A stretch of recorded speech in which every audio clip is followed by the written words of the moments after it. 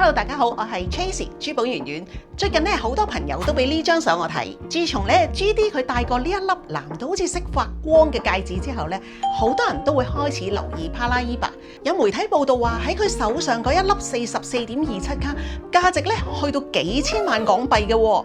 嗱，所以如果大家你見到 label 上面寫住 Paraiba， 係咪就係代表咗佢係靚嘅呢？最怕唔係買到假貨，係你用幾萬蚊甚至幾十萬買咗一粒證書冇問題，但係顏色同質素咧只係好普通嘅 Paraiba。咁究竟點樣先至係靚色嘅 Paraiba呢？今日咧我就會用實物簡單咁教你點樣睇。好多人咧會以為佢係藍色就係藍鑽，其實佢係屬於碧璽彩色寶石嘅一種。佢嘅卡數身價竟然咧會高過鑽石，甚至連頂級嘅收藏家見到咧都會為之瘋狂嘅。佢就係 Paraiba， 喺彩色寶石界嘅天花板嚟到講咧，佢係神話嚟嘅。如果普通嘅碧璽望落去咧，會死氣沉沉啦，因為佢靠嘅咧就係一種銅嘅顯色。真正頂級嘅碧璽咧，其實係喺地底下形成嗰一陣咧，必須吸收咗極之罕見嘅銅元素。而呢個銅元素咧，就係彩色寶石界嘅魔術師，佢賦予咗寶石一種好多人都好中意嘅藍綠色。只要證書備註嗰度寫明佢含有銅嘅元素嘅話咧，其實佢就會非常之值錢。除咗銅嘅元素咧，同時存在錳嘅元素，佢會負責抽走咗寶石入邊會發黑嘅暗沉感。當呢兩種元素完美咁樣撞擊咧，佢就會誕生一種普通碧璽絕對冇可能做到嘅霓虹光 neon glow。就算係極之輕微嘅光線底下咧，佢都會好似自己內置咗嗰個 LED 燈咁樣閃閃發光。佢閃出嚟嗰個光咧係極之震撼嘅藍綠色調，即係最靚嘅顏色，一定咧就係 swimming pool blue， 即係游泳池嘅藍。好似你去咗度假村游水嘅時候，嗰啲陽光照射喺水面上面閃閃發光嘅藍綠色咁樣。另外一種咧就係 neon mint green， 即係霓虹薄荷綠。嗱，要注意咧，綠色調越強，代表咧佢錳同銅含嘅元素比例咧係唔同嘅。帶有霓虹感嘅電光藍綠色咧，先至係有錢都買唔到嘅稀世珍寶嚟嘅。嗱，邊度出產嘅 Paraiba 係最靚嘅呢？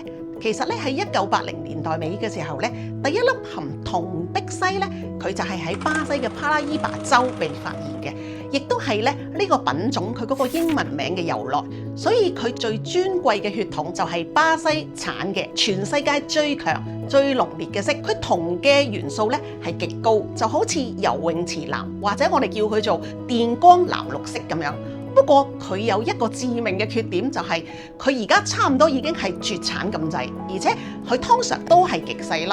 巴西嘅礦咧，而家基本上咧已經係乾竭晒，絕大部分咧只有幾十克重，即係大約係0.1去到0.5卡。所以如果你見到一粒超過1卡，哇，直情可以擺去蘇富比或者佳士得拍賣。但係現實係佢已經絕產。到咗2000年代，非洲莫桑比克咧，我哋發現咗同樣含有銅嘅碧璽礦，佢產出嘅係而家當代高級珠寶真正嘅主角，就係其實你喺國大頂級嘅珠寶大品牌嗰度，例如 Tiffany 或者 Cartier 嗰啲高級珠寶系列，你見到其實無論係幾卡，甚至去到幾十卡，好大粒，而且咧通透清澈嘅藍綠色 Paraiba， 原來99% 都係嚟自莫桑比克嘅。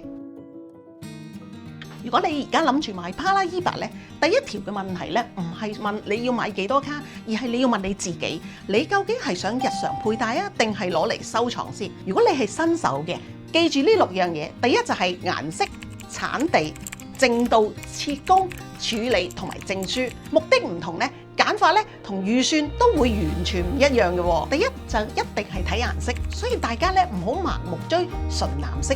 如果要追咧，就要追電光感。好多人以為咧買 Paraiba 就好似買藍寶石咁樣，佢越純藍咧就越貴。所以咧 Tracy 我今日咧就會話俾你知，其實唔係嘅喎。Paraiba 最貴嘅唔係純藍色。普通嘅藍碧璽確實係越藍越貴，但係 Paraiba咧，佢最值錢嘅係佢嘅霓虹電光感。喺國際拍賣行入邊最高標準咧，就係最頂級嘅泳池藍色。佢絕對唔係一味嘅死藍，而係咧佢帶有一種好高級嘅綠色調。第二咧就係睇產地，所以咧我哋唔好傻傻地幫巴西咧佢交嗰個智商稅。好多人咧一開口就要巴西嗱，但係現實係咧巴西嘅礦咧一早已經乾竭晒。而家咧喺市面上，你見到啲巴西嘅貨咧細到好似碎石咁。而家咧全線咧都轉晒去搶莫桑比克嘅。大家同樣咧都係含有銅嘅元素，但係莫桑比克咧佢咧個 size 夠大啦，晶體咧結構亦都極之乾淨，所以無論係 Tiffany 同埋 Cartier， 而家咧佢無論係幾卡啦、幾十卡嘅高級珠寶，同樣咧都係用緊莫桑比克。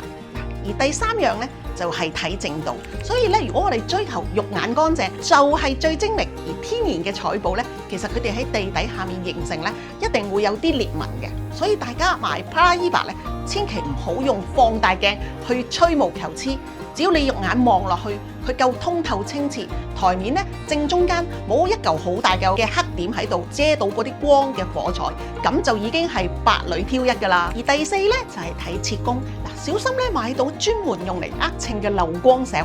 好多工廠咧為咗留住佢嗰個卡數重量，佢會特登切到個底咧非常之厚咁樣。咁你正面望入去嘅時候咧，如果中間咧空蕩蕩咁樣，咁你直接咧就會睇穿粒石嘅底部。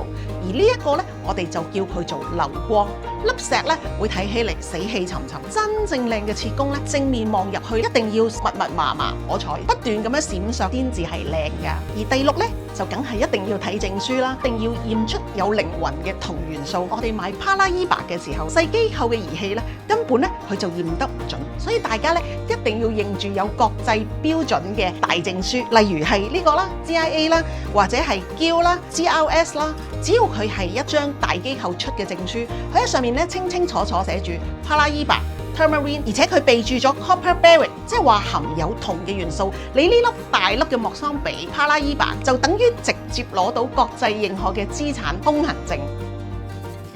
嗱，我頭先講咗咁耐啦，不如而家咧，我攞我手上呢兩粒實物俾大家睇一睇，你睇一睇呢兩粒，你會點樣揀呢？嗱，其實喺我右手邊呢粒咧係7.24卡，而喺我左手邊呢粒咧係4.15卡。你望落去咧，兩個顏色咧係唔同，而佢重量咧都爭咗好遠嘅喎。咁所以咧，大家咧唔好淨係睇個大細，其實咧呢一個咧係淺啲嘅藍色，呢一個咧就係我哋講嘅霓虹藍啦。即係嗰個游泳池嘅藍色，你睇下佢，雖然佢係4.15卡，但係佢個價錢咧比起呢個7點幾卡咧仲要貴啲。嗱，我而家俾個價錢大家睇下，你就會知道我哋買 Paraíba 嘅時候咧，其實唔係淨係睇大細，而係要睇埋個顏色同埋個重量嘅。嗰個顏色咧，你有得比較嘅時候咧，你會知道咧呢一個先至係霓虹藍綠色，完全咧同正藍色咧係唔同嘅。呢一粒其實係非常之難揾嘅 Paraíba，因為佢含有銅嘅元素喺裡面。當你下次買嘅時候，你就識得揀㗎啦。呢啲咧可以令到你第一次留意到 Paraíba， 但係咪冇諗過原來 Paraíba 有咁多嘅細節你要留意嘅呢？所以咧，當大家睇完呢條片嘅時候，你就會知道其實咧唔係淨係追求大粒就得，最緊要係你自己嘅預算入邊咧揀一粒最啱你、最能夠打動你嘅 Paraíba。咁你睇完個認證之後咧，你就可以買得更加安心。想親自感受一下 Paraíba 嘅魅力，大家一定要嚟中環 Diamond Asia 揾我 Tracy 珠寶圓圓。好啦，我哋下一條片再見啦，拜拜。